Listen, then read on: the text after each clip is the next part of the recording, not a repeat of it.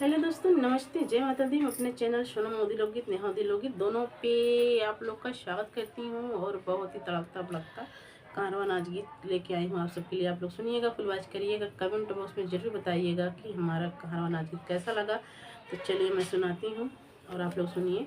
कैसे भाई हम प्रतापगढ़ के ही एक बार अपने प्रतापगढ़ स्टेशन के ऊपर गाना बनाए ही। तो आप सब सुनिए और कमेंट में ज़रूर बताइए कि कैसे लाग।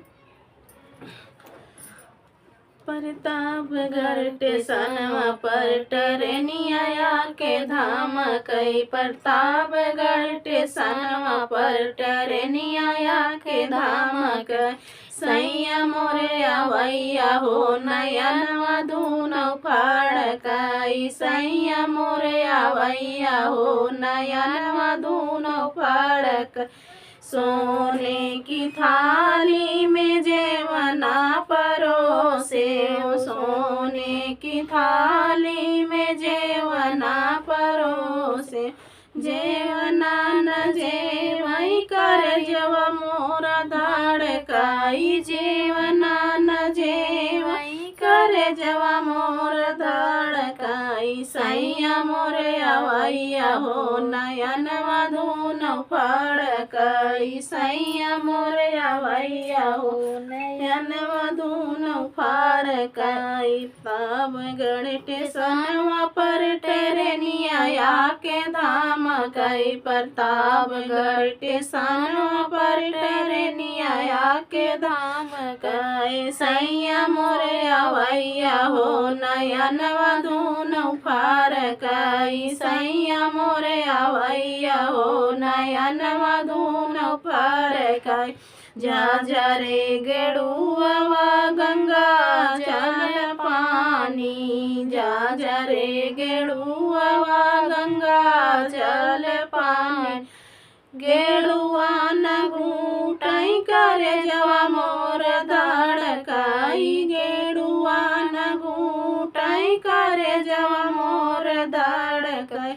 सैया मोर आवैया हो नयनवा दूनो फड़काई। सैया मोर आवैया हो नयनवा दूनो फड़काई। प्रतापगढ़ टेशन पर ट्रेनिया के धाम कई। ट्रेनिया के धाम कई। सैया मोरे आवैया हो नयनवा दूनो फड़काई। सैया मोरे आवैया हो नयनवा दूनो फड़काई। लाची लवंग रस बीरवा जोराए। लाची लवंग रस बीरवा जोराए।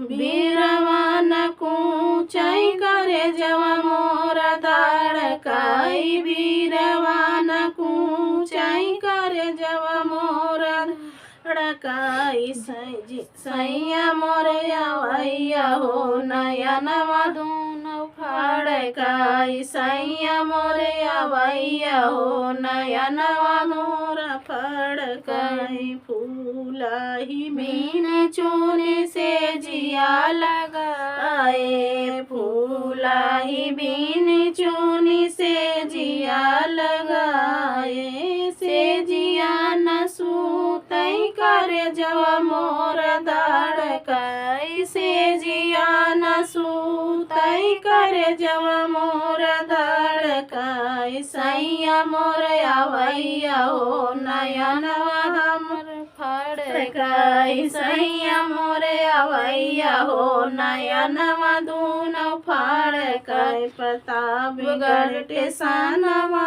पर ट्रेनिया के धाम कई। ट्रेनिया के धाम कई। सैया मोरे आवैया हो नयनवा दूनो फड़काई। सैया मोर आवैया हो नयनवा दूनो फड़काई।